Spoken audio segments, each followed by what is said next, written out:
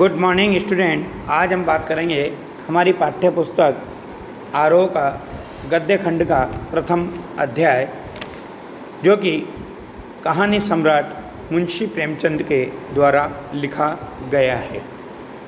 सबसे पहले इस अध्याय के बारे में बात करने से पहले मैं आपको प्रेमचंद के बारे में जानकारी प्रदान कर दूं। मुंशी प्रेमचंद का जन्म 1880 को वाराणसी उत्तर प्रदेश के लमही नामक गांव में हुआ। इनका मूल नाम धनपत राय था, पिता का नाम अजायब राय तथा इन्होंने सबसे पहले उर्दू भाषा में जो लेखन कार्य किया उसमें इन्होंने नवाब राय के नाम से लेखन कार्य प्रारंभ किया। इनकी रचनाओं की जब हम बात करते हैं तो इनकी प्रमुख रचनाओं में सेवा सदन, प्रेमाश्रम, रंगभूमि, निर्मला, कायाकल्प, गबन, कर्मभूमि, गोदान, ये सब इनके उपन्यास रहे हैं। सोजे वतन, मानसरोवर के 8 खंड में, गुप्तधन, ये इनके कहानी संग्रह हैं। करबला, संग्राम, प्रेम की देवी, ये इनके द्वारा लिखित नाटक हैं। कुछ विचार, विविध प्रसंग, इनके द्वारा लिखे गए निबंध हैं।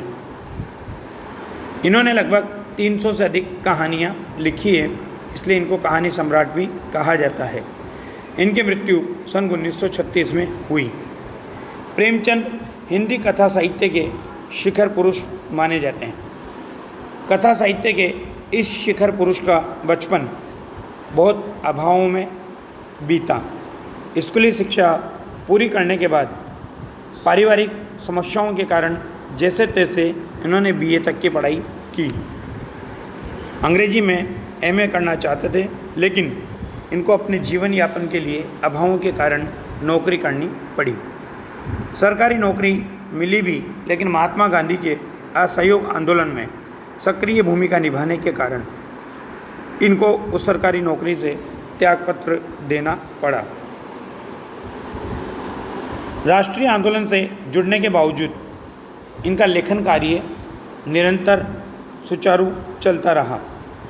इनकी पत्नी का नाम शिवरानी देवी था। इन्होंने अपनी पत्नी शिवरानी देवी के साथ अंग्रेज़ों के खिलाफ आंदोलनों में हिस्सा लेते रहे। उनके जीवन का राजनीतिक संघर्ष उनकी रचनाओं में सामाजिक संघर्ष बनकर के प्रकट हुआ, जिसमें जीवन का यथार्थ और आदर्श दोनों था। प्रारंभ में ये यथार्थवादी उपन्यासकार रहे, परंतु बाद में इन्होंने आदर्शों का समावेश भी अपनी रचनाओं में किया। इसलिए इनको आदर्शोन्मुखी यथार्थवादी साहित्यकार कहा जाता है। हिंदी साहित्य के इतिहास में कहानी और उपन्यास की जो विधा है उसके विकास का काल विभाजन इसी कारण से मुंशी प्रेमचंद को केंद्र में रखकर किया जाता है। जैसे प्रेमचंद पूर्व युग, प्रेमचंद युग और प्रेमचंदोत्तर युग, अर्थात प्रेमचंद से पहले का युग, प्रेमचंद के समय का युग और प्रेमचंद के बाद का युग। ये प्रेमचंद के निर्विवाद महत्व का एक स्पष्ट प्रमाण है। वस्तुतः देखा जाए तो प्रेमचंद ही पहले रचनाकार हैं जिन्होंने कहानी और उपन्यास की विधा को कल्पना और रोमानियत के धुंधलके से निकालकर यथार्थ की ठोस जमीन पर प्रतिष्ठित किया। यथार्थ की जमीन से जुड़कर कहानी किस्सा गोई तक सीमित न रहकर पढ़ने पढ़ाने की परंपरा से भी जुड़ी। इसमें उनकी हिंदुस्तानी यानी हिंदू और उर्दू का जो मिश्रित रूप था उस भाषा का विशेष योगदान रहा। इसमें उनके यहाँ हिंदुस्तानी भाषा अपने पूरे ठाट बाट और जातीय स्वरूप के साथ में सामने आती हुई हमें दिखाई देती है।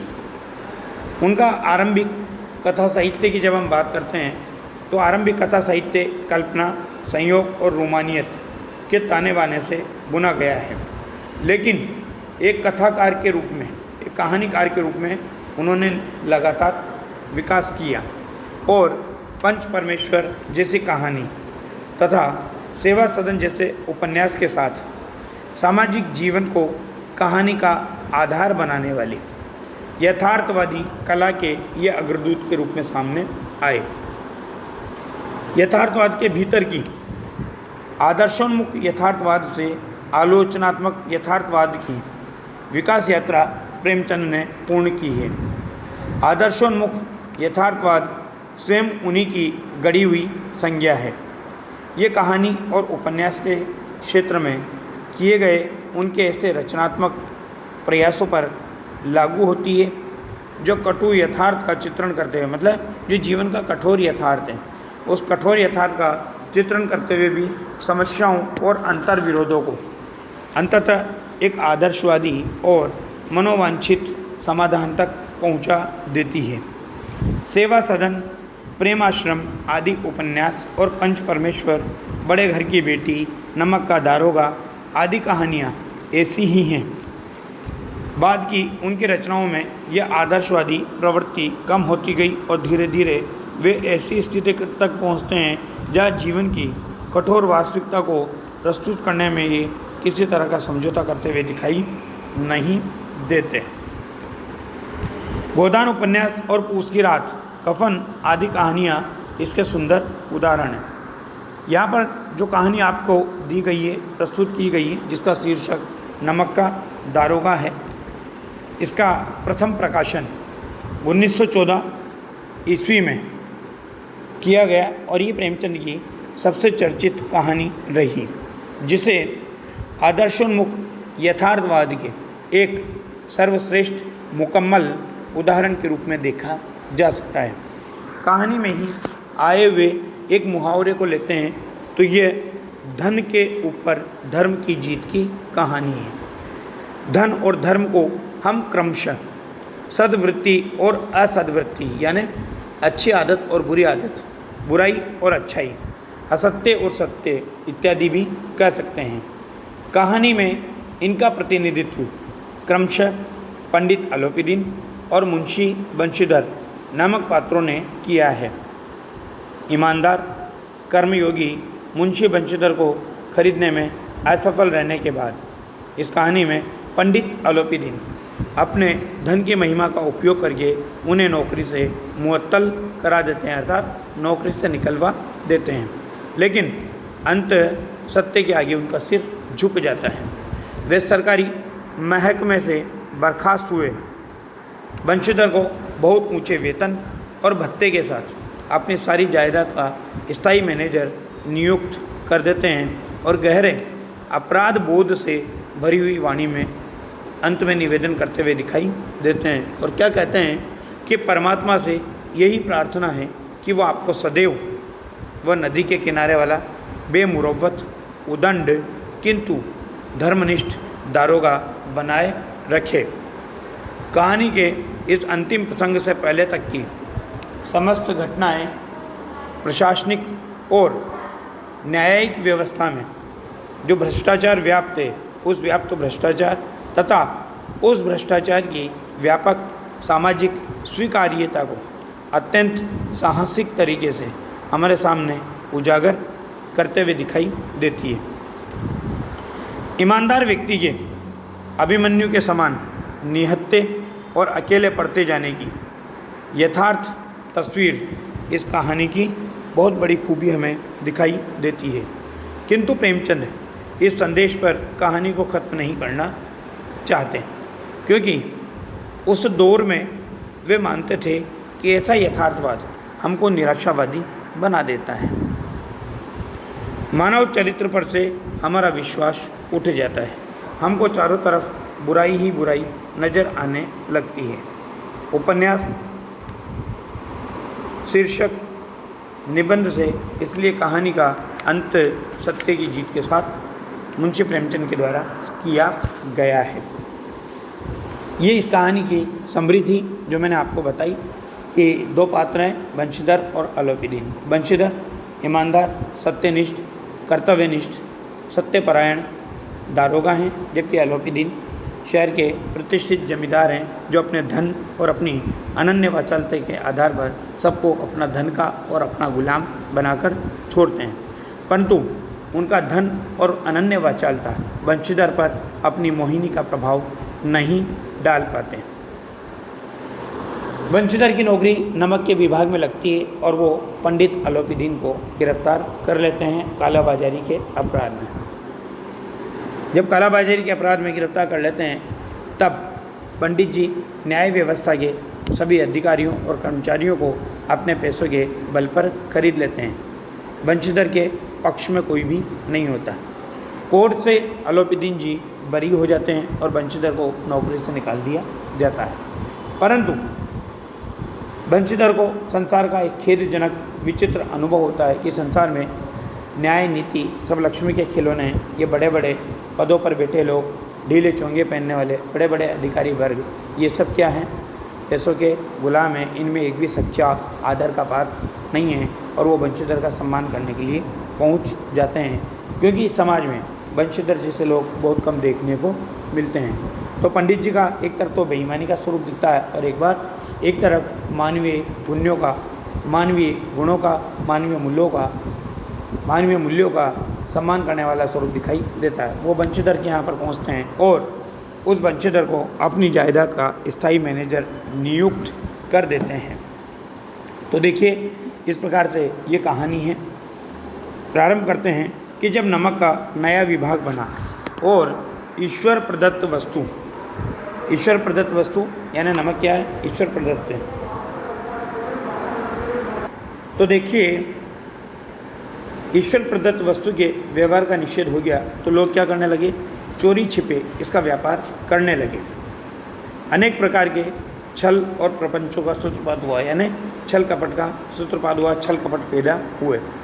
कोई घूस से काम निकालता था, कोई चालाकी से। अधिकारियों के पो 12 थे। पो 12 होना यानी लाभ होना, भाषा में मुहावरा शैली का प्रयोग। पटवारीगिरी का सर्वसम्मानित पद छोड़ करके लोग इस विभाग की बरकंदाजी करते थे। बरकंदाजी वैसे तो कहा जाता है बंदूक लेकर चलने वाले सिपाही को, चौकीदार को। तो यहाँ पर क्या करते थे? क्या कहते हैं? देखो, इस विभाग की बरकंदाजी है ना, बंदूक लेकर के भी चलते रहते थे, इसका सम्मान करते थे। इसके दारोगा पद के लिए तो वकीलों का भी जी ललचाता था। यह वह समय था जब अंग्रेजी शिक्षा और ईसाई मत को लोग एक ही वस्तु समझते थे। फारसी का प्राबल्य था, क्योंकि उस समय फारसी मुख्य भाषा बन चुकी थी। प्रेम की कथाएं और श्रृंगार रस के काव्य पढ़कर फारसीदा लोग सर्वोच्च पदों पर नियुक्त हो जाया करते थे। अर्थात उस समय साहित्य में किसका चित्रण होता था?